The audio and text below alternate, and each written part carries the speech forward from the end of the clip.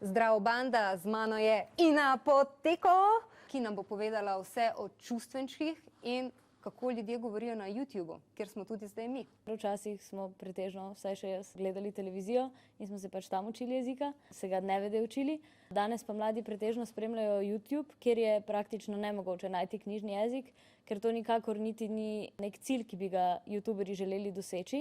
Gre pravzaprav za enako vrsto govorice, kot jo imajo s prijatelji ali starši ali z nekimi kolegi. In to zagotovo vpliva tudi na nekakšno manjšo zmožnost potem uporabe knjižnega jezika. A hočeš povedati, da dejansko zaradi YouTuba, ker ste zdaj vi, gre naš knjižni jezik na vstol? Tako je. Grozno. Slovenski jezik, knjižni jezik, je nastal z zapisovanjem. In zdaj pa pišemo, ampak pišemo večino teh sporočil vsakodnevnih v neknjižnem jeziku. Kaj to pomeni zdaj, kakšen je ta naš pisani jezik? Ja, na začetku se je ustvaril nek ta pisni knjižni jezik, zato da bi ga razumeli vsi prebivalci Slovenije, se pravi, da bi ga razumeli tudi iz različnih narečnih skupin. Potem smo se začeli pogovarjati po telefonu, najprej prek telefonskih klicev, sedaj pa smo iz tega pogovornega jezika prišli na sporočila na Facebooku in v SMS-ih.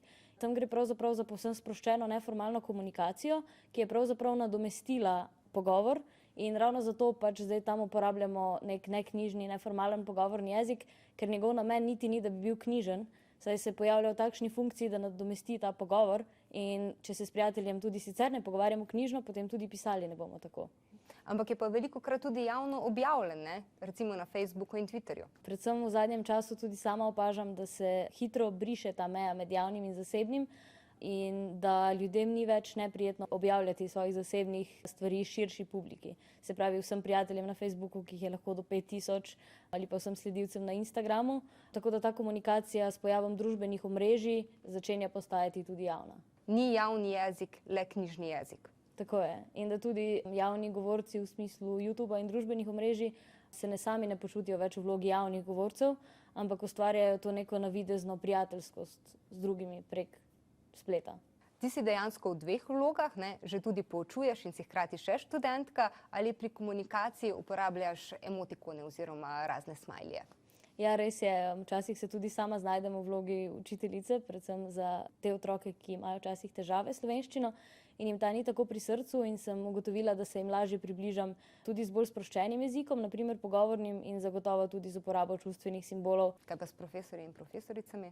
Odvisno od situacije, ampak če gre za neko bolj sproščeno, neformalno komunikacijo, za dogovarjanje o kakšnih dogodkih, tudi sami pošljajo nazaj kakšnega smajlja.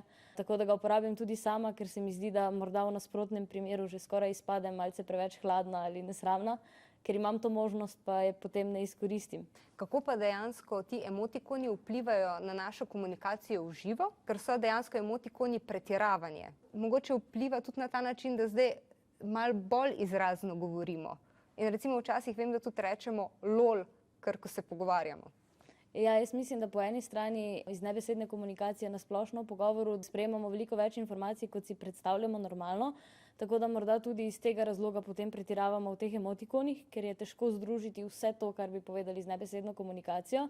Gre predvsem za neko pretiravanje ravno pri tem smehu, ko se v živo pač velikokrat ne bi nasmejali.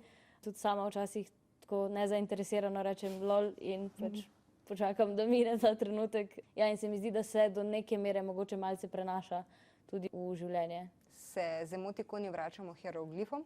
Med emotikoni in hieroglifi je glavna ta razlika, da hieroglifi so bili edina pisava za Egipčane, so pa na nek način podobni emotikonom v tem, da so tudi hieroglifi delno predstavljali vizualne stvari, predmete.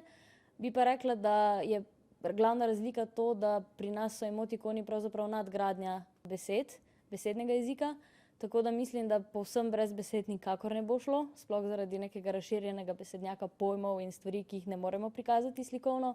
Se pa zagotovo čedalje bolj nagibamo k čedalje večji komunikaciji samo z emotikoni. Danes ni nič nenavadnega, če nekomu odgovorimo samo še s čustvenčkom in ne napišemo ničesar več. Več pa boste zvedeli 23. januarja na prvem programu Televizije Slovenije. To je tisti tradicionalni medij, ki ga gledate vse manj. Se gledamo v Osvežilni fronti.